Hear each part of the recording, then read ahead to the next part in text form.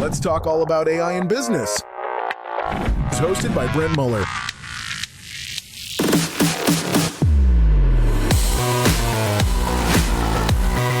Welcome to the Future Proof Podcast.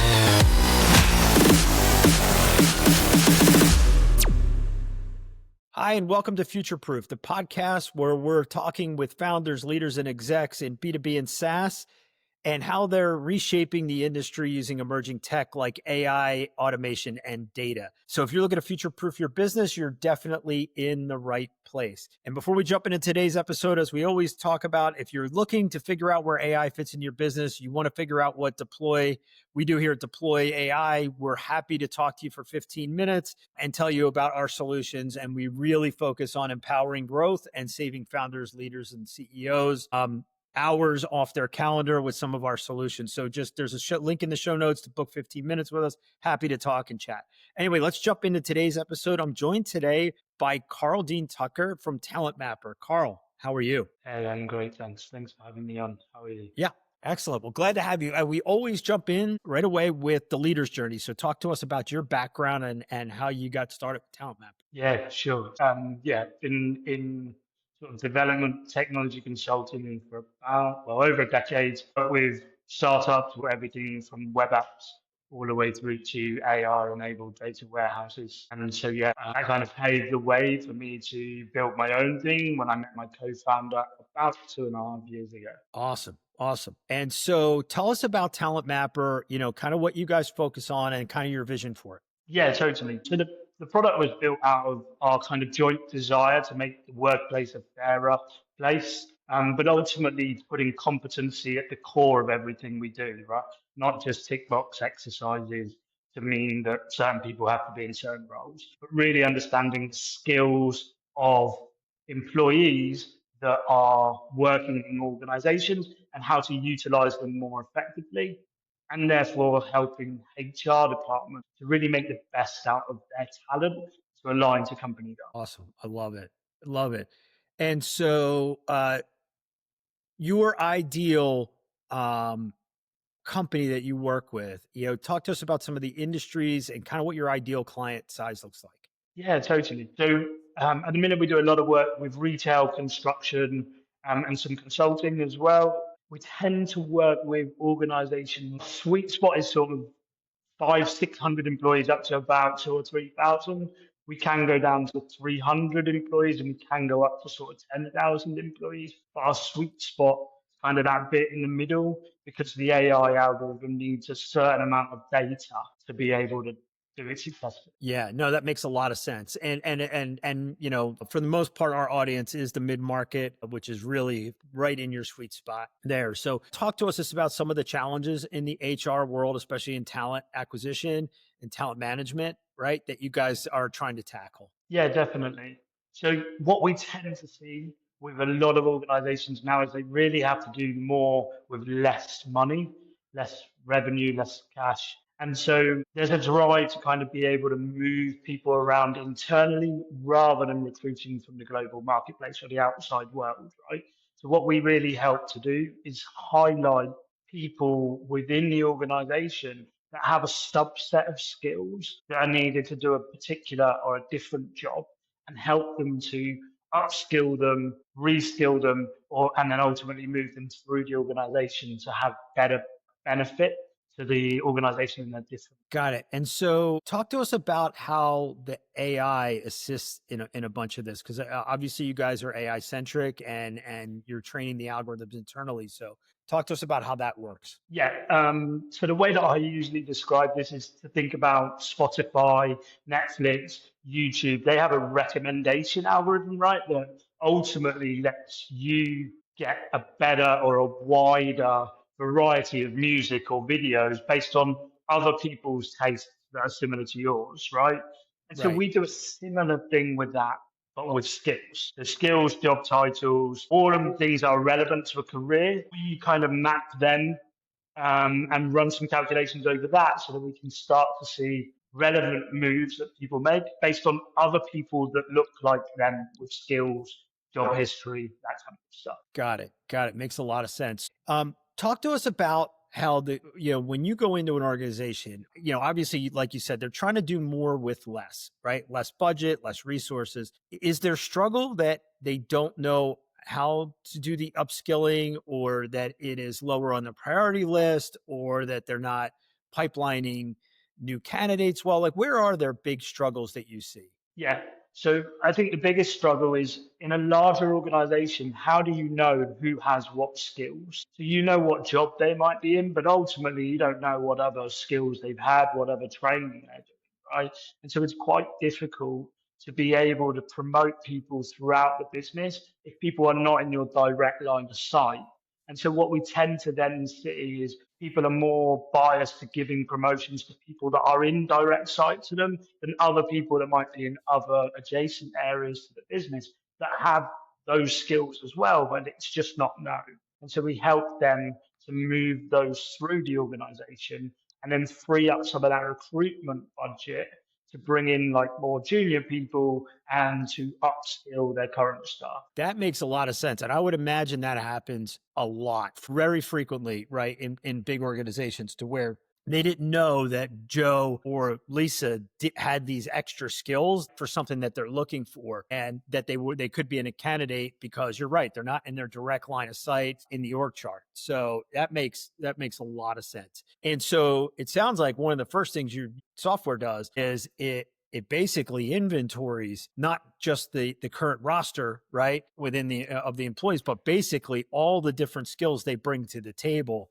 so you can highlight those. Exactly that. So we've done a lot of work to build out what people call a skills taxonomy, which is Yeah. ultimately a list of skills that exist within an organization. And then once we start to get people data in there as well, we can start to tell where organizations have skill gaps, or they're underskilled, for example, or they're overskilled, right? And if you're overskilled in a particular area, that's a perfect opportunity to start reskilling or upskilling some of those individuals to move them to other areas where you're not so well skilled. Yeah, makes a lot of sense. A lot of sense. So talk to us about, you're moving in the next few months. You're coming over to the U.S. market, right? And so talk to us about that opportunity that you guys see, because I think your product's phenomenal, right? It's just a matter of getting in front of the people that need it. Yeah, definitely. And so, yeah, ultimately, what we want to do is to move into particular verticals. So, probably the retail market, some construction markets.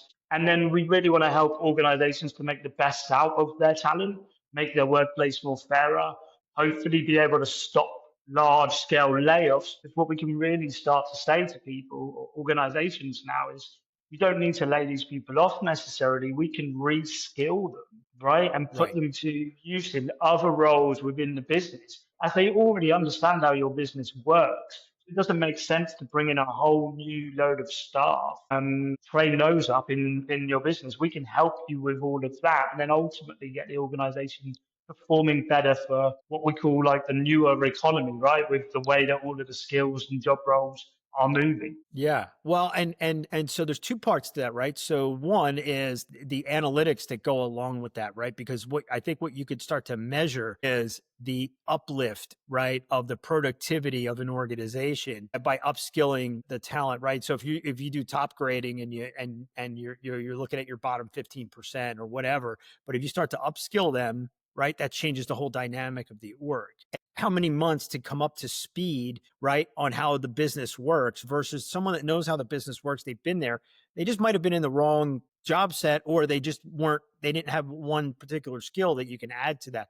I think that's a big dynamic as we start to see the talent crunch that's coming, right? We're definitely going to have a talent crunch with the baby boomers generation starting to retire now in droves, right? And the younger generation not having as much in numbers, right, to replace them. And that's a big concern across the whole job landscape. Exactly that. And so if we can take some of those people that have skill sets that may be becoming a little bit more obsolete in this more digital or informational economy, we can take some of those people and reskill them, put them to use in other areas. So that will really help businesses, but also help people, right? Help families, keep revenue and or keep money coming in. Yeah.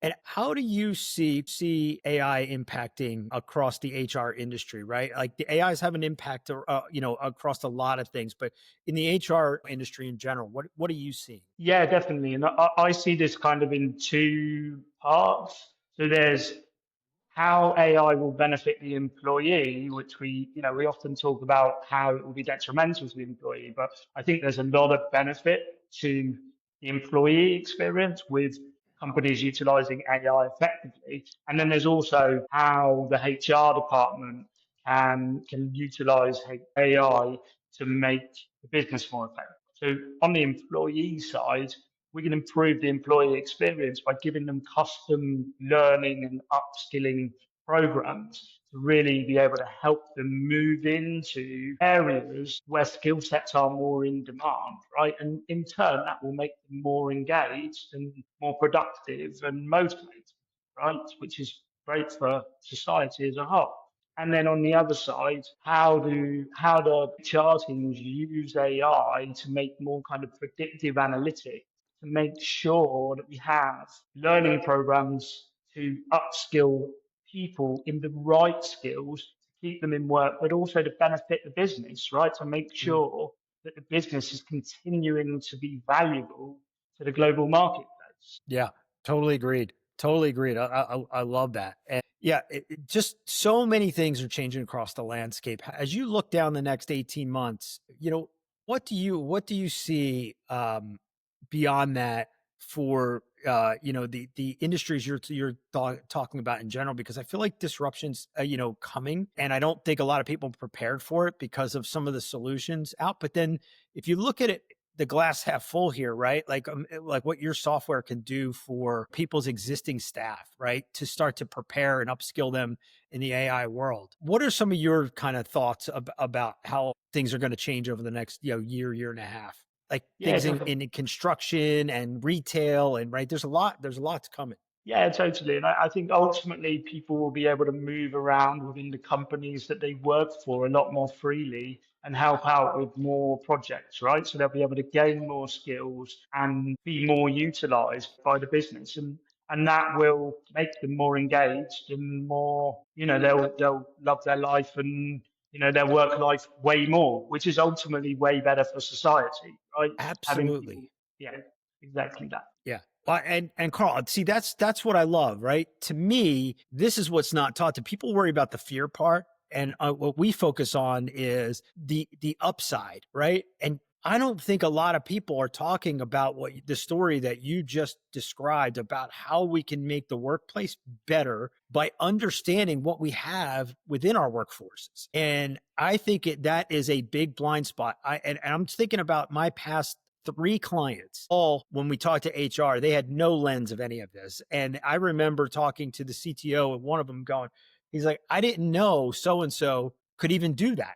Right. He's like, and I don't know how HR doesn't know this and could tell me that. Right. So I think your software could really be something that you could turn into a really good story across your clients. And that's how you get that out about what talent actually can do for companies internally and their staff.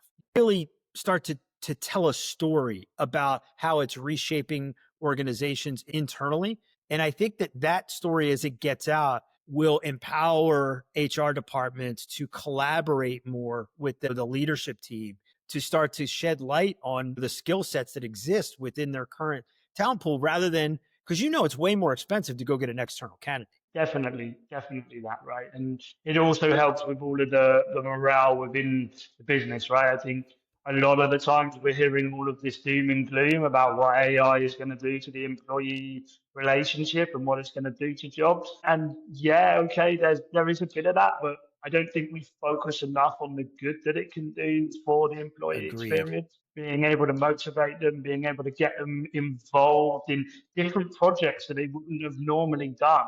And then if we extrapolate that outwards or upwards, I gave this point on a presentation where we were speaking last week or the week before. Steve Jobs said that he used to wear the same t-shirt every day, same color t-shirt every day, right? Because you only have a certain amount of decisions that you can make within a day. If we start to automate some of that more boring work and we free up people's minds with more mundane tasks. Imagine the problems that we can solve as organizations when we start to automate some of that more mundane and repetitive work. Absolutely. Couldn't agree more, Carl. Couldn't agree more. And so I guess the last thing before I ask our final question, but I would like to ask you how you're using AI, right, in a really cool way. How do you think AI is going to, besides the stuff that we've covered, do you think that there's other things, because when you couple AI with the data, right, that's available within these organizations, with the automations that are available, to your point about freeing up and get rid of mundane tasks and freeing people up to do the important stuff, do you feel like, the innovations with AI are going to come faster, right, through this, right? Because what I'm thinking about is if we can upskill our workforce, right, shed the stuff that bogs them down, innovation just naturally will happen faster. Are you seeing that? Is that kind of part of your story? Yeah, 100%. And so we were having this conversation the other day. So there's this thing that people talk about now in the software world, vibe coding, right? And the jury's still out on whether or not it's, you can build a whole product via vibe coding. But one of the things that is really awesome is you give a couple of good engineers the AI to be able to vibe code, to be able to brainstorm. They can iterate through a few different ideas very, very quickly. When you then come back together and start to collaborate on what's possible, the dots that get connected and the speed that happens at means that we could ultimately innovate at a pace way faster than we could have done. Yeah, I totally agree. Totally agree with you. All right. I love what you're doing. I think it's fantastic. Last question I always have is, if I could hand you a magic wand and you could do one thing with it to help Talent Mapper, crush it in the US market, right? What over the next 12 months, what would that be? What would you use it for? Super, super good question. So picking one is a little bit tricky. I guess my go-to would be helping out with testing the messaging from a marketing point of view, right? Like making sure that we are able to A/B test messaging along with features, making sure that we have the right problem solution language at scale to really be able to have those conversations with the right companies at the right time and do that at scale. Because right now that takes a lot of time. Yes, you can automate the outreach, but a lot of the let's try this, that one didn't work so well, let's evolve that. A lot of that bit is still a bit manual. And so, yeah, if we could do or solve that with AI, that would be great, because then we can just get our people into actually helping to solve problems quicker rather than trying to figure out if there's something there for us to solve. Yeah. Awesome. Love it. Love it.